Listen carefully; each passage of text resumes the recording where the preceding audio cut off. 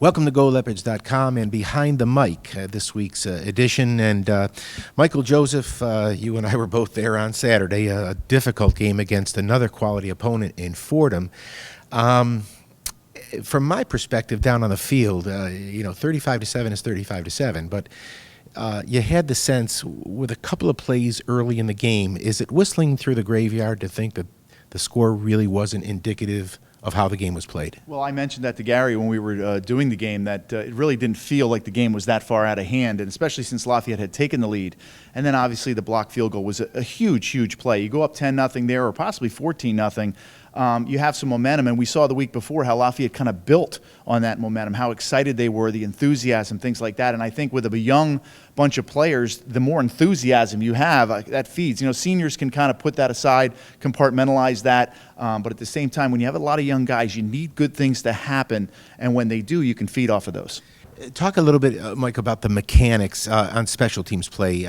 We talk about the two blocked kicks that were absolutely pivotal. Is that something that is a mental lapse? Is it a physical thing? In your experience, is that correctable? It's very correctable. Those kids, they know what they're supposed to do. Immediately when you make a mistake, you know it's a big mistake because you only have about 1.2 seconds to get that kick off. Is Jacob a little bit slow? I'm not sure about that, but there definitely were some breakdowns up front, and that just can't happen on plays that are easy plays. Those are plays that are simple, especially extra point and field goal. Those things just can't happen. They will get corrected moving to Georgetown this week, and every time we get an opportunity against Georgetown, we're going to have to put points on the board. Well, let's move ahead to Georgetown. Again, reflecting back, we all knew what was in store for the Leopards, a young team with probably, arguably, the most difficult schedule in recent memory. And the reality existed, Michael, that we could be 1-3 at this point, 1-4 at this point.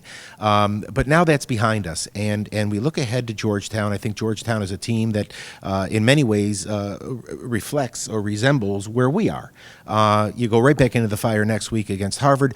Talk about the mentality, long range, looking down the road, the next 3 or 4 games, and how you would approach it, not only as a player, as a former player, but your approach to the team from a coaching standpoint. Well, from a coaching standpoint, it's really one game at a time. I know it's a cliche, but the Leopards have to play well this week.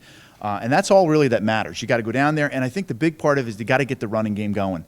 Something that'll take the pressure off that offensive line, having to pass block and getting themselves into 3rd and longs. They're never on schedule.